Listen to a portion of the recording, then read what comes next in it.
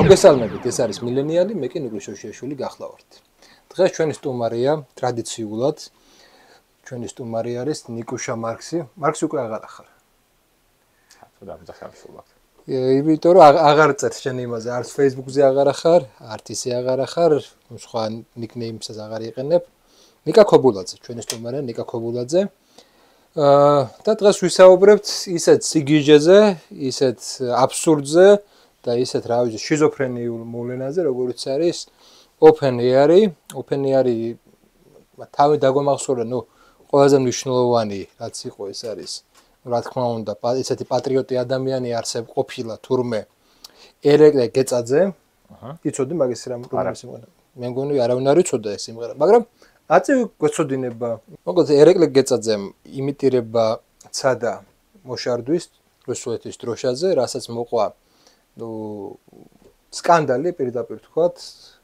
რუსეთში დაიწყო გამოძიება, მიუსაჯეს მგონი, თუ ჯერ არ მიუსაჯებს არ ვიცი, მაგრამ ფაქტია, რომ კადიროვი იმუქრება, იქ რუსულ სოციალებში დაიწყო იმაზე საუბარი, რომ ქართული პროდუქცია არ შეუშვან და რაღაცა მილიონერი სიგიჟე მოყვა ამას. მაგრამ დავანებოთ ახლა რუსების რეაქციას, ჯერ უბრალოდ თქვათ, რომ რა არის ეს, ჩვენ გვისაუბრია ამაზე. ეს არის უბრალოდ ის, რომ არ შეგიძლია შენი ტალანტით, ასე თქვათ, სიმღერით რაღაც თავი გამოიჩინო და რაღაც ესე პერფორმანსებს მიმართო, ხო? და დაახლოებით ეგ უნდა იყოს. ნუგრი, ჯერ დავიწყოთ ერთი დეტალით. ოდესაც მომღერალი რაღაცა მსგავს სიგიჟეს აკეთებს, ხო, მე არის ასეთი მოვლენა, რომ ამბობენ, რომ აი თქვენ აზრი არ ახართ, ეს რა მაგარი მომღერალია და მის მუსიკას აშიარებენ.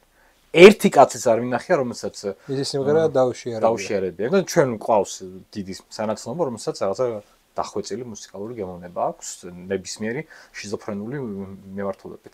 ანუ ჩვენ ერეკლე გეწაძე არც მანამდე ვიცოდით როგორც მუსიკოსია, არც მე როგორც მუსიკოსია. ეს ერთი. მეორე. დღეს არ არსებობს იმაზე ფანტასტიკური პერიოდი ნებისმიერი ქართველი gay friendly აქტივისტისთვის საკუთარ შიზოფრენული აზრების განსახორციელებლად ვიდრე ახლა არის ეს პერიოდი, რომ შეგიძლია წახვიდე და იუმო რუსეთის წინააღმდეგ. ერეკლე გეწაძეს თავისი მუსიკიდან რა შემოსავალიც აქვს? ამაზე სრულ პასუხისმგებლობით ვიტყვი, ორჯერ მეტი ექნება ხელფასის სახით უკრაინაში დაქირავებულ ჯარისკაცად. რაში გამოიყენებენ უკრაინელები ან ვინმე მე არ ვიცი, მაგრამ ყოველ შემთხვევაში საკუთარი შიზოფრენული ნატურის გამოსავლენად ძალიან მარტივი გზა იქნება. ანუ რა იცი, მოდი შევხედოთ რა, რომ ერეკლე მე არ ვიცი რა ერეკლე გეწაძე. მართლა წარმოდგენა არ მაქვს.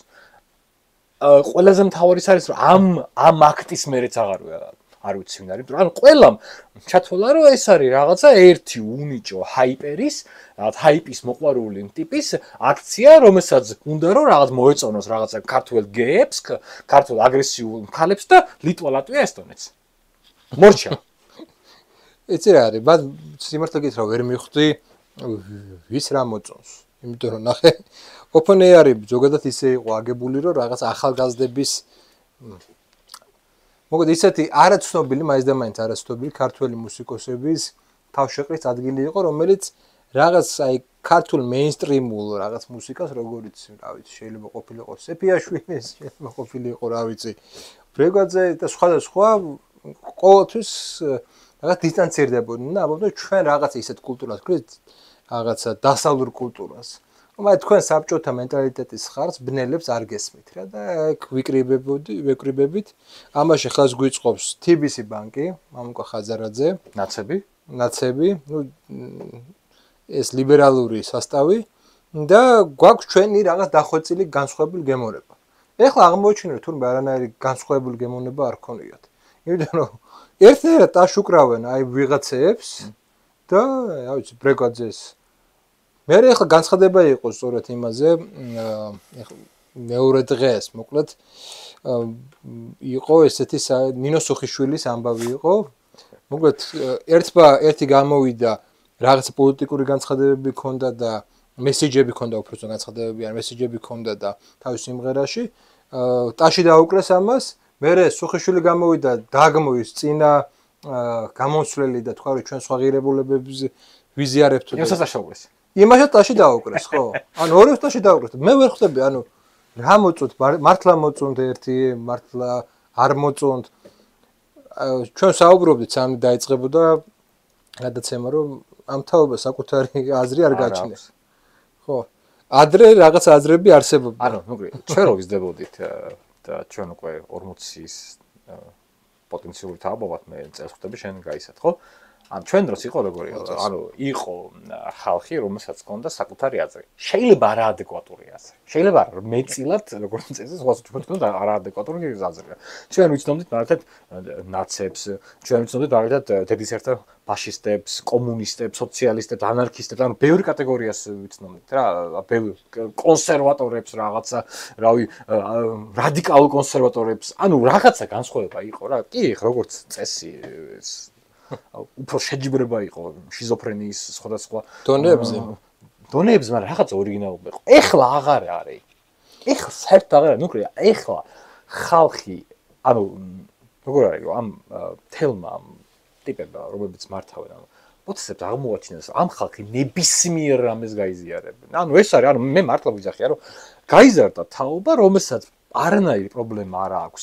იყოს გეი, ანტიგეი, იყოს მორწმუნე, ანტიმორწმუნე, იყოს რაც რუსოფობი და ამ დროს რუსეთიდან დაფინანსებული ფულს არ აქვს ამას პრობლემა. თან რა აქვს, იცი რომ არ რაღაც შინაგანი ბრძოლა აქვს რა, რომ ხვდები რაღაცა რომ აი რაღაცა შეკითხვები რო დასვან, რომ აი როგორ ხდება, აი რატო ხდება ასე. ესე ბევრი დასავლეთში უწოდებს ამ თაობას შიზოფრენიულ თაობას. და არის კიდევაც. ხო, შიზოფრენიული თაობის დამახასიათებელი ნიშნები აქვს. ანუ ღირებულებების იმდენად გაურება, რომ ვერ ხვდები, ანუ ჩვენი თაობისთვის მაინც ახლა ვთქვათ, რომ ეს აი ინდივიდუალისტური კულტურის ნაწილი ვიყავით, ხო? ეს თაობა, ვცდილობდით რაღაცა გამორჩეულები ყოფილიყავით გარკვეულწილად, მაგრამ აი ხანდა ეს თაობა როგორია, იცი რომ კი თითქოს გარე ელემენტები თითქოს უნდათ რომ იყვნენ გამორჩეულები, მაგრამ ჩვენ და არსებობს რის წინააღმდეგადაც შენ გინდოდა რომ ყოფილიყავი ორიგინალური, ხო? ეხლა აღარ არსებობს ესეთი რაღაც. ეხლა იმ შენ ესეთი ადამიანები ატარებენ საკუთარ თავში ბევრ წინააღმდეგობრივობას და ვერც კი ხვდებიან რომ არ შეიძლება ერთნაირად მოგწონდეს, რა ვიცი, ბრეგაძე და რა ვიცი ის ერეკლე გეწაწ. რაღაცა თქვა რომ ერთ-ერთი მთავარი თემა არის ის რომ ანუ სიღრმე დაიკარგა რა. თუნდაც ისა ვიყოთ რომ მაგალითად რომელიც რომ მართლა TikTok-ზე არა. არა, მეც ვარ TikTok-ზე, არა ხო. TikTok-ის განათლება. ანუ მე არ ვიტყვი რომ TikTok-ი ცუდი რამეა, იმიტომ რომ ისეთი პლატფორმა რომელიც შენს გამონებას მოერგება, მაგრამ ობიექტურად ცუდი რამეა. ხო. ობიექტურად ეს არის 15 წამიანი ვიდეოების კატეგორია, რომელშიც შენ არაფერს არ ღებულობ იდეაში რა, ახლა თორე მე არ ვძახი რომ ანუ ნებისმიერი რამე შეიძლება იყოს გამოყენებული როგორც დადებით კონტექსტში, ისე უარყოფით კონტექსტში, მაგრამ ნუ კი რა იცი რომ აი შეხედე რა რომ ადრე ანუ მე არ მინდა ახლა რომ ის ლაპარაკი გავუშვა რომ აი ის თაობა უფრო მაგარი იყო ეს არა ეს ძალიან არ მიყვარს ეს და ხო ხტები რა ჩვენი თაობაც იმდენი მინუსი ქონდა იმდენი და ჩვენ წინა თაობებსაც მithumეთ უბრალოდ იმდენად სპეციფიური აქვს თაობა მოდი ეგრეთ ვთქვა იმდენად სპეციფიური ამ სპეციფიურობას უსვამ ხალხს კარგად ცუც კი არ უსვა რომ ეს თაობა აღმოჩნდა მე მგონი ყველაზე სუსტი გარე გავლენებისგან თან რა ნაკრეცი შეხედე აქ უკვე ჩვენი საზოგადოების და სახელმწიფოს პრობლემებმაც საბოლოოში გამოვლინდა რა რომ ის რომ მაგალითად ანუ საქართველოში ახლა მე რას ვამბობ იცი რომ ახლა მე მაგალითად ვარ თვითკრიტიკული ტიპი ვარ რა მიუხედავად იმისა რომ კარგი ზოგადად განათლება მაქვს რა საქართველოს მასშტაბით ძალიან კარგი ზოგადად განათლება მაქვს ყოველთვის გძნობ რომ რაღაცები არ ვიცი რა ანუ მაგ ამის ძალიან მწვავე შეგრძნება. ეს ქართული რეალობაში არ უნდა თქვა. არა ხო, მაგრამ ახლა განსაკუთრებით ამას ის ფონზე რომ ახლა მაქვს ბედნიერება, ვიცნობ და ძალიან ბევრი და რუსულოვან ტიპებს რა რომ და ანუ გძნობ რომ რაღაც თემები არის რომელშიც ნუ არ ვიცი ხოლმე და საქართველოში აღმოვაჩინე რომ ხალხმა არაფერი არ იციან, არც აქვს ამის სული რომ რაღაცებს აღმოვა. ანუ მაგალითად უკვე ანუ მთელი ის პრობლემები, რომელიც საქართველოში იყო, განათლების, ეკონომიკის, პოლიტიკის საბოლოო ჯამში ამან უკვე იჩინა თავი რა. ანუ აქ რა არის, ახლა ჩვენ გვყავს ახალი თაობა, რომელსაც რო ეტყვირო თქვენ ხართ ყველაზე მაგარი თაობა შეერათ ხა მოდი ვაღიარო ჩვენ დროსაც ეგრე იყო ხო და ნუკრი კი ოღონდ განსხვავება იცი რა არის მე რომ მეუნებოდი რომ შეხარ ყველაზე მაგარი თაობის ტიპიო და ერთ წელიწადში რომ იგივე ადამიანი მეუნებოდა სხვას თქვენ ხართ ყველაზე მაგარი თაობა მე რაღაც შეკითხვა ჩემ თავს დავუსვი შეკითხვა რომ რაღაც ნიტოა რა რაღაც არ არის ნორმალური ესა იმიტომ რომ მე ხო გეუბნებით რომ ჩვენს კი ქართულ კულტურაში არის ასეთი ფენომენი რომ რატომღაც ჩვენ გვაქვს რაღაცნაირი აი მასტურბაცია ახალ თაობაზე რა რომელიც აი 80-იანებიდან მოყოლებით ყველა ახალი თაობა უნდა აეყვებია ქვეყანა ანუ ამან გამოიღო რომ ამას მოყვა აპრილი 90-იანების სააკაშვილმა ყველაფერი ჩვენს ქვეყანაში ყველა სიგიჟეს შეიძლება რაღაცნაირად ახალგაზრდული ფლორი გამოაბა მაგრამ თავი რა არის რომ რეფლექსირება არ მოხდარა ანუ არ მომხდარა რეფლექსირება რომ ეგება პრობლემა ახალთაობაში კი არა სხვა რამეებშია ანუ მე რაც მომბიცი ახლა რომ მე ახლა ვარ 40 წლის თითქმის ორ თვეში ხვდები 40 წლის რა ყველაზე დიდი მიღწევა რომელიც მე ჩემს ცხოვრებაში გავაკეთე და რომელიც მე გააკეთოს 40 ასაკში კაცმა და ქალმა არის ის რომ დამნაშავე ხარ შენს პრობლემებში რა და ძალიან ბევრი ადამიანი რომელიც რაღაც აქციებზე დადის და რომ გონია რომ თავრობის შეცვლით მისი პრობლემები მოგვარდება არ მოგვარდება გააჩნიათ უკაზერაშვილი ვითაღბოჩდა საგარეთ მოგვარდება არა ნუკრი მთელი საქმეც მაგაშია რომ კეზერაშვილმა ფულის შოვნა დაიწყო 23 წლის ასაკში 24 წლის ასაკში 40 წლის ასაკში რომ შენ დამწყები ხელოვანი ხარ ეს ნიშნავს რომ შენ არასწორად მოძრაობ და აი ფლადრო ევროკავშირი რომ მოვიდეს და რომ მილიარდი მისცეს რომელიღაცა აი ქეთის ან დათას სახელების შემთხვევითია რომ აი მოდი ფილმი გადაიღეო ვერ გადაიღებს იმიტომ რომ არ იცის და ანუ და ეს არის რა გეუბნები ეს არის ჩვენი თვით რეფლექსიის პრობლემა რომ აი არ უსვამთ შეკითხვებს საკუთარ თავს რომ აი რატო ხდება ასე რა სახელმწიფო გვინდა აი ბიჭი შენთან მაქვს რამდენიმეჯერ ნაკითხი რა რომ გავიდა 10-15 წელი რაც გვინდა ევროკავშირში დღემდე არ ვიცით რა ბენეფიტი ან უარყოფითი გვექნება ევროკავშირში შესვლით ნუ მაინც მარტივად ვივლით ეგაა პასუხი ახაცავდი ვართ მარტივად უფრო მარტივად ანუ მე რა ასწავლობ მართლა მაინტერესებს რა ბენეფიტი გვექნება 2 წლის წინ ამბობდნენ რომ ევროკავშირში რომ ვიყოთ ანუ ასოცირების ხელშეკრულებით კი არა ისა კანდიდატის სტატუსი რომ მივიღოთ 14 მილიარდიანი დახმარების ფონდი არსებობს რაღაცა ლეგენდარული რომელიც დაეხმარებოდა ქართულ ეკონომიკას სად გაქრა ეს ფონდი რატომ არის აი ხა უკრაინაში წავა ეს ფონდი არა ეგ ხა რაც ჩვენ და ხო არ არის ესეთი იჯგუფები ხომ არ არიან ჩვენთან რომლებიც აი მაგალითად დაითვლიდნენ ეკონომიკურ მოგა ჩვენ არ აყოთ ძლიერი ეკონომიკური ელიტები აღიაროთ და რაიმე ეტაპს ნუ მეტაკაც პოლიტიკური და NGO ელიტა ანუ NGO ელიტა როდესაც რაღაცა იდეოლოგიური საგარეო პოლიტიკას რაღაცა ანზე ფიქრობს ის არ ითვლის ბიზნესის საკითხებს რა არ ითვლის ბიზნესის საკითხებს და მისი და წარმოების საკითხებს ანუ იცი რა არის ჩვენთან NGO-ს აქვს აბსოლუტურად იგივე პრობლემა რა პრობლემაც აქვს სხვა სფეროებში რა ანუ რას გულისხმობ რა რომ არ პროფესიონალებმა რა ანუ ქართველმა NGO-ებმა კარგად ისწავლეს იმის დაწერა ანუ გრანტის მოპოვების არა დაჟე მანდაც სანამდე ნაცები არ დაბრუნდნენ NGO-ებში სუსტი იყო NGO-ით გაიხსენე ნაცების დაბრუნების შემდეგ მათ ისწავლეს გრანტების წერა მათ იცოდნენ სხვა ესეთი პროექტებზე მუშაობა მათ იცოდნენ ანუ რეალურად NGO სივრცე გაძლიერა ნაცების დაბრუნებამ სამხატვრო საზოგადოებაში ეგ ერთი და მე დავამატებ ქართულ მოცნებაზე და გეტყვით რომ გვინდა არ გვინდა ქართული ოცნებას აქვს დადებითი მხარეები აქვს უარყოფითი მხარეები აქვს ერთი დადებითი მხარე რომელიც სიამოვნებრივი უარყოფითი მხარეა რა ქართული ოცნება არის დემოკრატიული მოძრაობა ანუ მას ვერ წარმოუდგენია რაღაც ავტორიტარული მეთოდები რა. ეს მთელი ეს რაღაცა ის ვიღაცა ის გიჟი ქალები რო იძახიან და რაღაცა რო NGO-ები რო ავტორიტარიზმი და ტოტალიტარიზმი, ანუ მაგას წარმოდგენა არა. ოღონდ ძალიან ბევრი რო სამინისტროში მუშაობს. კი, რა თქმა უნდა, ანუ ბიუროკრატი რომ არის. მე ვიყავი მელის მაღალჩინოსანი. მეორე მერის მაღალჩინოსანი მლანძღავდა ხოლმე. და მე რომ უთხარი რაპონჩი მლანძღავ მეთქი ჩემს ხელმძღვანელს დაალეკე კიდევ უფრო მაღალ მერის მაღალჩინოსანს ნიკა ჩემზე ცუცატო ამბობს. ოღონდ თვითონ შეელო.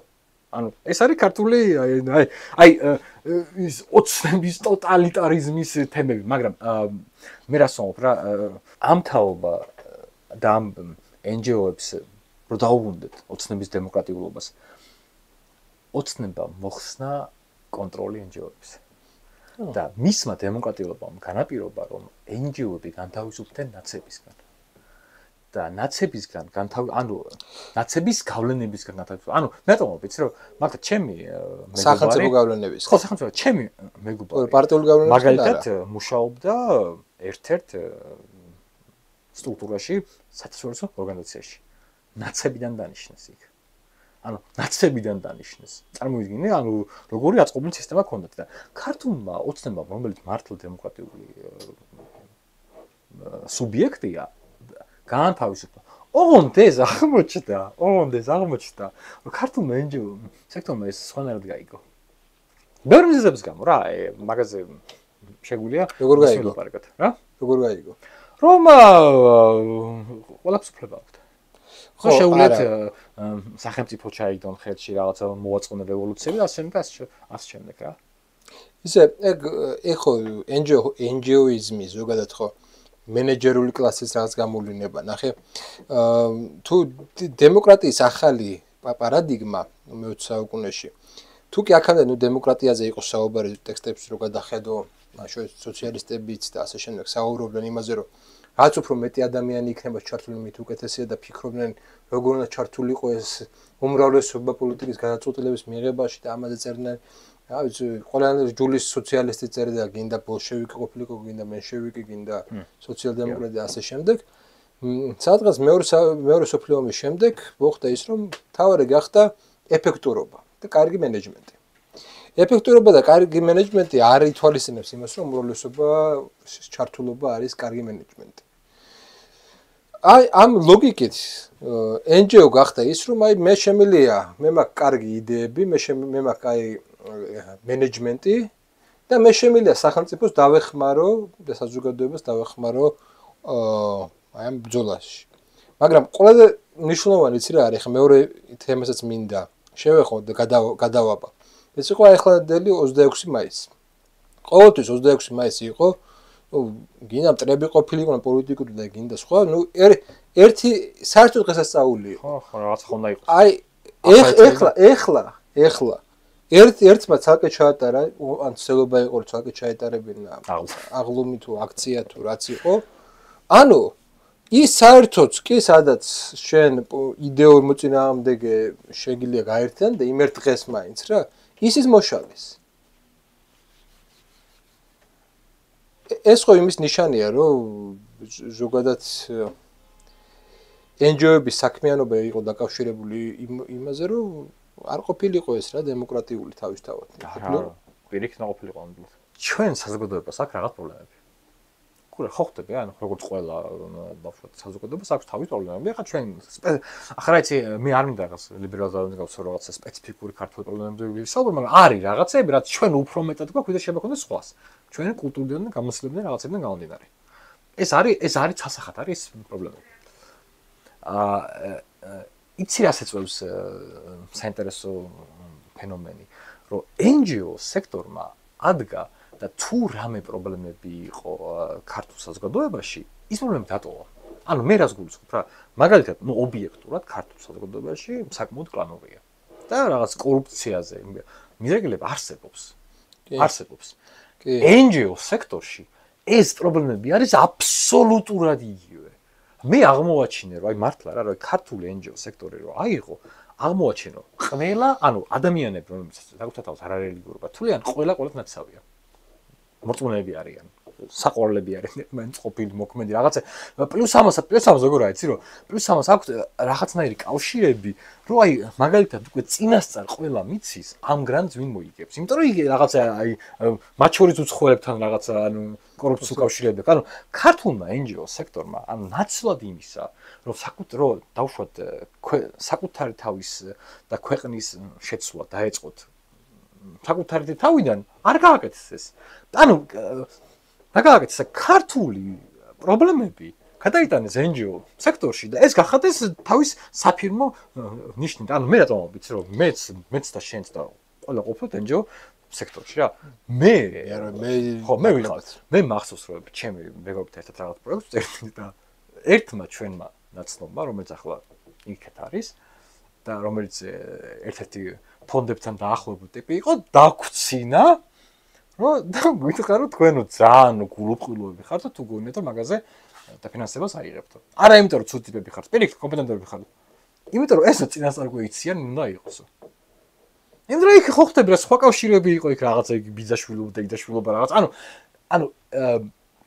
მაგაზე აი პალესტინის ამბობდა რა რომ აი თელის ლიბერალური ნარატივი ხო არის რომ ინსტიტუციონალისტები ამბობენ რომ აი დავუშვათ რომ აი ინსტიტუტებს რომ განავითარებ ქვეყანაში და რომ აი დამოუკიდებელ სამართლო ექნება აი უცებ გაიღვიძები და ხარ ინგლისი ხო და ეს და რამდენად ეგრე არ არის რა რომ მესამე სამყაროს ქვეყანაში კაპიტალიზმის განვითარება სასამართლოს კი არ აუმჯობესებს უბრალოდ შენ ქმნი სისტემას რომელსაც ინსტიტუტები ერგება ადგილობრივ ტრადიციებს აქაც ეგრეა რა ჩვენ მივიღეთ ქართული NGO სექტორი რომელიც აბსოლუტურად ყველა იმ მანკიერების ასე ვთქვათ გატარებელია რაც არის ქართულ საზოგადოებაში ხო აი მე გეტყვი ჩემი აზრით რა არის ქართულ საზოგადოების აი ფუნდამენტური პრობლემა რა მო დამოუკიდებელი საქართველოს რა როგორც კი აი რაღაც დამოუკიდებლობის რაღაც ელემენტებს მოიპოვებთ ხოლმე ფეოდალიზმისკენ მიგვიწევს გული რა ანუ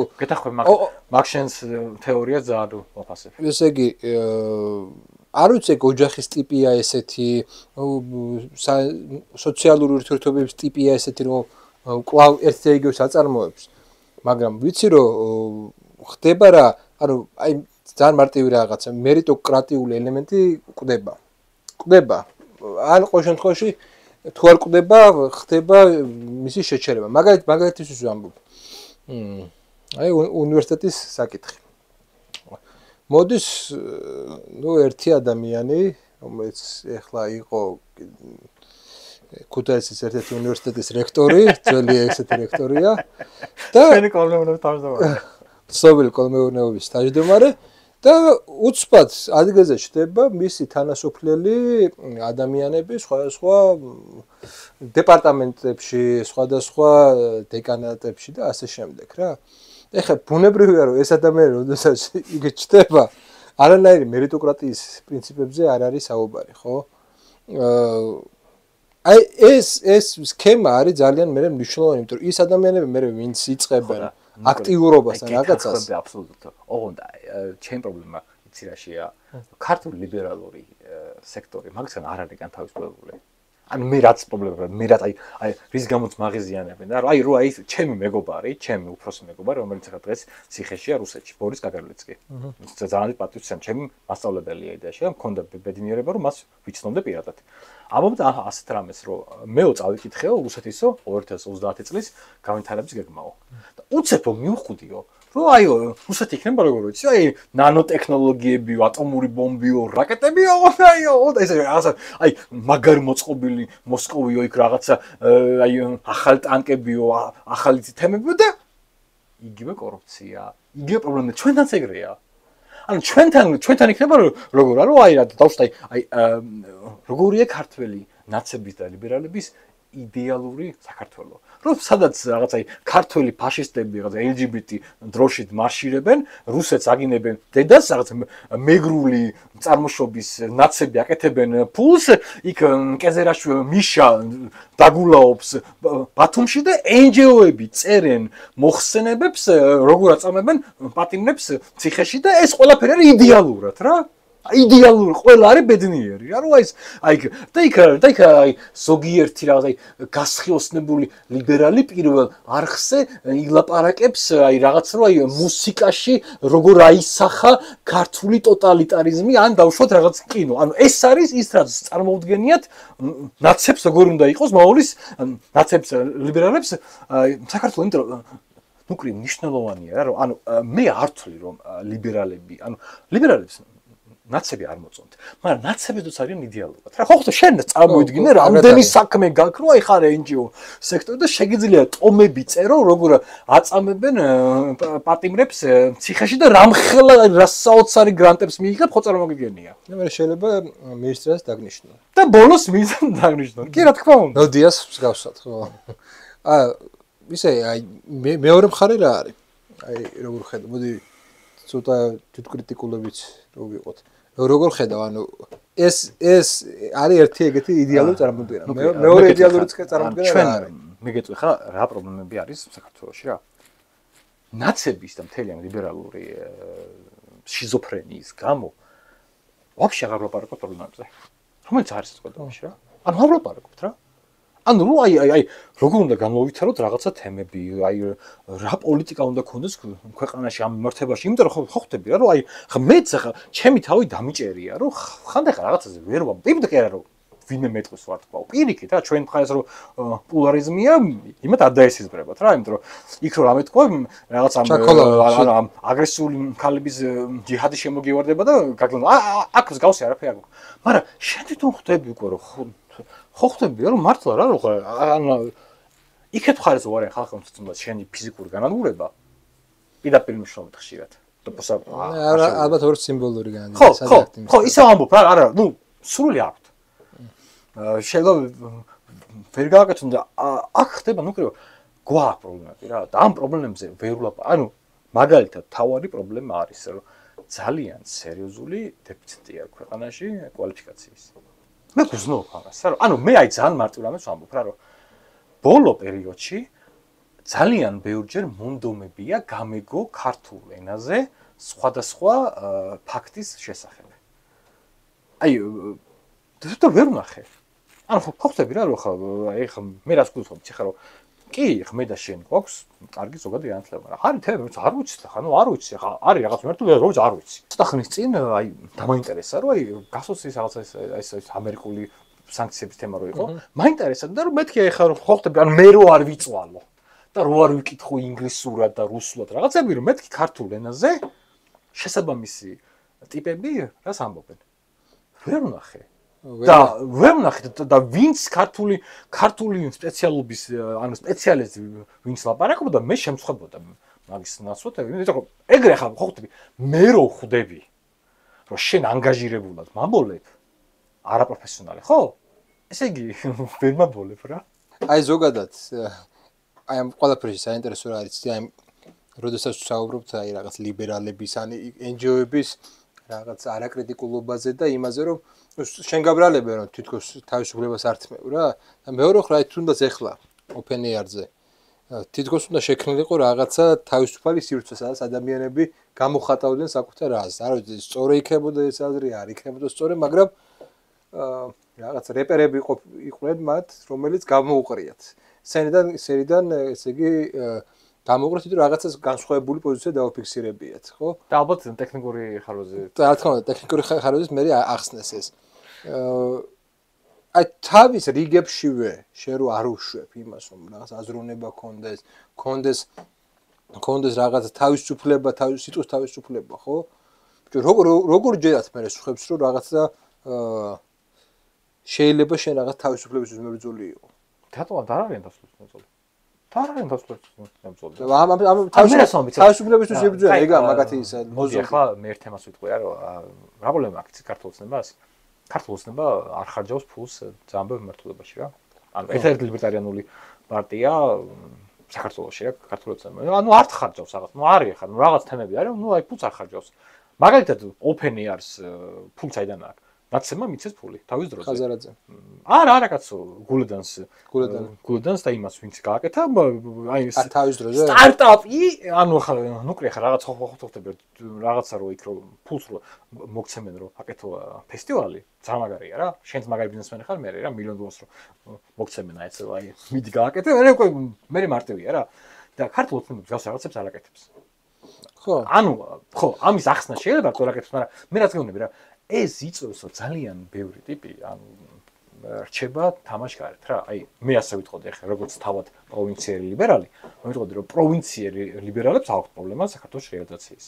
მარტო NGO სექტორი რჩება რა. ანუ ახლა მართლა ვთქვა, აი ხა რა უნდა გააკეთოს, აი ხა ქუთაისელი ტიპი რო ხარ, რომელსაც რაღაცა აზრები გაწუხებს და მართლა გძნობ განსხვავებულაც, მაგრამ დავუშვათ კონსტიტუციური ქალაქისგან რა. ადრე რაღაცა, ანუ ნაცების დროს წახვიდე ანდეგრაუნდში. ხო, ანუ რა ხვდები მე ტაბულაში გამოხვიდე. ხო, და ეხა არ არის ეგეთი. ანუ ოცნება არიან ბოლო ჟამის ლიბერტარიანელები რა, რომლებიც ანუ არ ხარჯავენ ფულს რა. ანუ ლოგიკაც ეგეთია რა, რომ თუ მე $1 პირობითად ვამარცხებ ოპოზიციას, რატომ უნდა ხარჯო $100? ხო, რა აზრი აქვს $100 დახარჯოს მაშინ. ნუ ეგ ახანო მე არ უზიარებ. მაგლუკას არის ანუ კანონი. ხო, მე რატომ არ უზიარებ? ნაცების გარდა კიდე არსებობს რაღაცები. ხო, ხა ერეკლე გეწაძე. მე არ ვიცი რა მომღერალია. მართლა არ ვიცი რა. მეცაც გეტყვი რომ ანუ კარგი მომღერალი რო ყოფილიყო, ნაცებივე დაიწყებდნენ რომ თქვენ არ იცით ეს რა უძირო ინტელექტის და ეს რა მუსიკის შემქმნელი და დაიდებოდა მისი შემოქმედება და შეიძლება ახლა მე მაგათ რა აჩიკო გულგანი როგორც პიროვნება, როგორც ადამიანი არ მომწონს. მისი მუსიკა მომწონს. რაღაც სიმღერები არა დღემდე სიამოვნებით ჩემს პლეილისტებშიც მაქვს ორივე ტელეფონზე. 1-2 სიმღერა. არ მართლა ვუსმენ რა ახლა მომწონს მუსიკა რა ანუ გავყოფ, მაგრამ ერეკლეზე არ ვიცი. მართლა არ ვიცი რა, ანუ არ ვიცი, იმიტომ რომ შეხედე ხა ერეკლე გეწაზე, ანუ კარიერა გაიგეთოს, უნდა მოშარდოს რუსეთის დროშაზე. რო აი მოეწონოს რაღაცა ამ ადგილობრივ რაღაცა გიშკალებს, გეებს და ლიტვალატვია ესონაც. ანუ ეს დარჩა რა და ალტერნატივა არ არის სიამბლეში. ანუ შეხედე აი შოუ ბიზნესიც არ გვაქვს, ხო? ანუ არ გვაქვს შოუ ბიზნესი. არა გვაქვს შოუ ბიზნესი. ანუ მე რას მომიცი, რომ მე მაინტერესებდა რამოდენიმე თვის წინ ქართული მუსიკის მოსმენა. აი რა მუსიკა იქნება ქართულად ნახე. ადრე რაღაცა იყო მოკლედ ეს შოუ ბიზნესი, ქართული შოუ ბიზნესი 90-იანებში. ანუ ხელისუფლება მეტნაკლებად ცდილობდა. ეხლა იცი რა არის პრობლემა? ეხლა რომ გინდოდეს შენ რომ რაღაც საკუთარი რაღაც შოუ ბიზნესი შექმნა, აი open air-ის შევხედოთ რა. ვინები გამოიყვანეს? არის მართალი ხარ ეგ. გამოიყვანეს, ესე იგი, არა ახალგაზრდებს კი არ გააკეთეს აქცენტი, გააკეთეს, რა ვიცი. მერაბ საფაშვილი, ნანი ნანი ბრეგოაძე, პატა ბურჭულაძე. პატა ბურჭულაძე, როგორც ჩვენ რაღაცი ამბობს ხმა დაუწრილდაო. არა მართლა თქვა რა რეალურად არის ეგ რა ხო. არა ბუჭ, მე რას ვამბობ, ხა მე ვიტყვეს რა ამასე რომ მე მაგათი რა არ მიყვარს ხალხური მუსიკა. ხალხური არ მიყვარს რა. ანუ მაქვს ჩემი აზრი. ოღონდ ქართული, ოღონდ ხალხური მუსიკა. ქართული კი, საერთოდ ხალხური მუსიკა არ მომწონს რა. და მაქვს ჩემი აზრი. და როცა ხალხურ მუსიკას უსმენ, ნუ აი რა ვქნა რა, ახლა მივხვდი იმის რა ხა კონცერტებში უსაუბრს და არ მომწონს ეს მუსიკა. ანუ მთვლი რომ ეს არის ჩემი ერთ-ერთი დაუშვათ ხასიათის მაჩვენებელი. იქ ვუყურებდი რომ ვიცი რომ ხალხი არის რომლებიც დედას აგინებდნენ ქართულ მუსიკას. ანუ მთელი იდენტობა ააგეს ჩემი თაობის ტიპებმა, რომ აი ქართული მუსიკა არის ბანძი. და პატა ბურჭულაძის რაღაცა დაწულებულ ხმიან რაღაცაზე აი სტატუს აგესა არ გაუტყდათ.